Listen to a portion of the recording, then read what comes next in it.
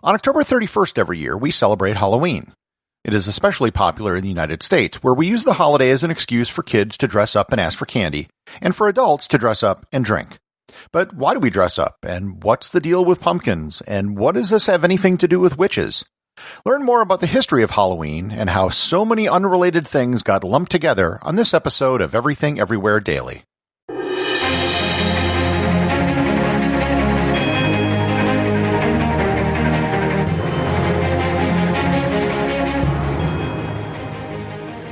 Hey folks, welcome to the Battles of the First World War podcast. If you have ever wanted to know what the battles of the Great War of 1914 to 1918 were like, then come join me for a long walk through the trenches and battlefields of World War I. We dive into the details of how and why these battles unfolded and happened as they did.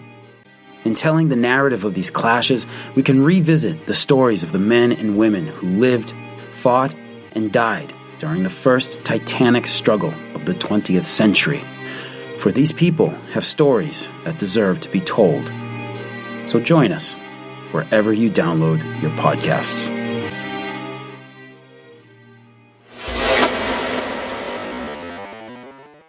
As with pretty much every holiday, the origins of Halloween have an ancient past. The first thing to address in understanding the holiday would be the word Halloween itself. November 1st is the Catholic holy day of All Saints' Day, which, as the name implies, honors all the saints. The older English term for the day was All Hallows' Day, or Hallowmas. The day after All Saints' Day is All Souls' Day. Correspondingly, the day before All Hallows' Day is All Hallows' Eve, and the celebration of All Hallows' Day would have begun after sunset on All Hallows' Eve. Halloween basically means Saints' Evening, with the "een" part coming from a truncated word in Scots for evening. The collection of Hallows' Eve, Hallows' Day, and All Souls' Day were collectively known as All Hallowtide. The first actual use of the word Halloween was from 1775. Many of the traditions surrounding this holiday date back to the Celtic pagan festival of Samhain. Samhain was celebrated on November 1st, with, just like All Saints' Day, a celebration starting the night before. Samhain was the end of the harvest season and the start of the winter, and the biggest celebration in the Celtic calendar. As Christianity spread, the explicit pagan celebration went away, but the traditions and customs remained and were adapted to the Christian celebrations which occurred at the same time. Many of the traditions of Halloween in England fell by the wayside as Guy Fawkes Day on November 5th became more popular. However, Halloween remained popular in Scotland and Ireland. Very early colonists to the Americas brought the traditions of All Saints' Day and Halloween with them. Anglican and Catholic settlers both celebrated the holiday, but the Puritans up in New England did not, as they were generally against everything. It was still a pretty minor holiday up until the mass migration of Irish to the United States in the 19th century. It was then that the holiday really took off and adopted many of the unique American attributes. Because the topic of Halloween is so broad and has so many different traditions, let's look at several of them individually to see where they came from.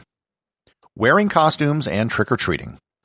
I'm lumping these two things together because they're so intertwined that it's hard to talk about one without the other. One of the features of the pagan Samhain festival was the lighting of massive bonfires and also dressing up in the skins of animals. This is believed to be the earliest origins of the tradition of wearing costumes. At least as early as the 16th century, the practice of mumming and guising was recorded. This was dressing up in costume and going door to door to ask for food. Mumming was practiced all over Europe and for many other festivals including Shrove Tuesday, Epiphany Eve, and Christmas.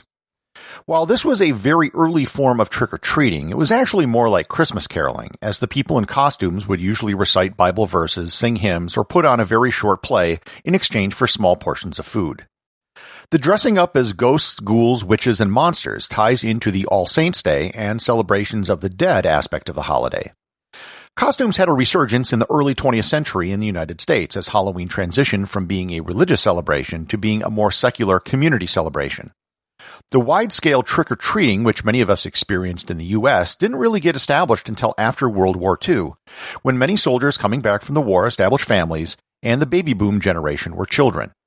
Radio and TV shows in the late 40s and early 50s showed trick-or-treating, which popularized the activity around the country. This was also part of a change in costumes from things pertaining to death to pretty much anything.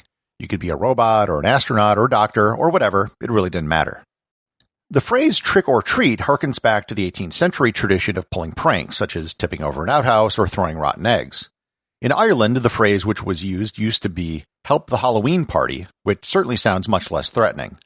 Today, a trick might usually involve toilet papering someone's house. The tradition of dressing up in costumes and trick-or-treating has slowly spread outside of the United States with its depiction in movies like E.T. It has started to appear to a limited extent in some other countries, often getting a great deal of resistance to the new cultural import. Dressing up in costumes by adults has been more readily adopted, as it's really just another excuse to have fun and drink. Most modern-day adoptions of cultural celebrations is usually just another excuse to drink.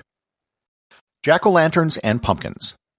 Not surprisingly, pumpkins come from the Harvest Festival part of the holiday. Pumpkins are native to North America and were an American contribution. As pumpkins are harvested around the same time as Halloween, it was a natural fit. Carving pumpkins and putting lights in them probably came from Ireland. There's an atmospheric phenomenon known as will-o'-the-wisp, where you can sometimes see a glowing light above bogs. It's the swamp gas that's often confused as a UFO. Another term for will-o'-the-wisp was jack-o'-lantern, which was a reference to Stingy Jack, who was a fictional character who roamed the land with a carved-out turnip with a light in it. The use of carved pumpkins was popularized by the Washington Irving story The Legend of Sleepy Hollow, where the Headless Horseman had a carved pumpkin in place of a head. The story is popular around Halloween due to its subject matter of ghosts and pumpkins, but the story itself really doesn't have anything to do with the holiday. Because of the harvest connotations, pumpkins and jack-o'-lanterns were actually used during Thanksgiving in the late 19th century. By the way, the world's record for the most lit jack-o'-lanterns in a single display was by the town of Keene, New Hampshire, which had 30,581 lit at one time. Candy. A quarter of all candy produced in the United States is sold around Halloween. As I mentioned above, historically, when people went door to door, they would ask for food. Candy was not that common. As trick-or-treating became popular in the 40s and 50s, it also became more commercialized, and candy manufacturers took it upon themselves to promote what kids really wanted. Candy, not apples or popcorn balls. I know as a little kid growing up in the 70s, we took trick-or-treating very seriously. The holy grail was finding the house that gave out regular-sized candy bars, as opposed to the smaller, fun-sized candy bars that everyone else gave out. If I may quote the character Strongbad from the cartoon Homestar Runner, what is fun about less candy? Every year there were always urban legends spread about how houses put needles or razor blades into the candy they gave away. However, there has never been an actual reported case of this, as it would be really easy to identify who did it. The only reported case of a child ever being poisoned by candy during Halloween occurred in 1974, and it was by their own parent. At the height of the hysteria, there were actually hospitals that were offering to X-ray bags of candy. Candy apples, or caramel apples, or toffee apples as they're known in the UK, are a traditional treat that dates back to the early 20th century. It's believed to have been invented by American candy maker William W. Kolb as a treat for Christmas. It was later adopted for the Harvest Festival. Black cats, witches, and bats. Neither of these things really have anything to do with harvest festivals or traditional All Saints' Day festivities. They're rather modern adaptations of older beliefs which got linked to Halloween due to the holiday's association with death and the occult. While the idea of witches has always been around European culture, the association with Halloween probably came about from the Salem witch trials and its unique American history. The image of a witch flying around on a broom actually dates back to the mid-15th century, where a Frenchman by the name of Guillaume Eldin confessed to flying around on a broom, and it was a man, not a woman. There are illustrations of witches on brooms dating back from the same time period. The stereotypical image we have of witches wearing pointy black hats actually come from L. Frank Baum's book The Wizard of Oz in the year 1900. The illustrations of witches in the book were the basis of the Wicked Witch of the West and the Wizard of Oz movie, which became the modern idea of a witch. Black hats have always been bad luck, and they have always been associated with witches. According to the belief in medieval Europe, witches would turn themselves into black hats so they could go unnoticed, but I don't know why they would do that when they could just fly a broom. There are a few theories on why bats are associated with Halloween. The first is that when the Samhain bonfires were lit, it would often result in bats flying up and away from the fire. The other has to do with the old wives' tale that if a bat is found in a house, it means someone is going to die, and that links up with the Halloween association with death. Candy corn. Thankfully, this abomination of a food product is only seen around Halloween. It dates back to the 1880s when George Renninger of the Wonderly Candy Company created a product which was called chicken feed. The white, yellow, and orange pieces are designed to look like kernels of corn. Today, the candy company Brach's makes 7 billion pieces of candy corn per year, which is approximately 7 billion too many. They own 85% of the candy corn market today. Originally, the candy wasn't associated with Halloween. It was a penny candy that was available year-round. In the second half of the 20th century, other, better candy became more widely available, and candy corn became relegated to Halloween because of its harvest connotations. So our modern Halloween celebrations are really a grab bag of ancient tradition and modern commercialism, with a mashup of harvest festival, pagan celebration, and Christmas holy day for the dead. The only thing we need to do now to really take the holiday to the next level is get rid of candy corn.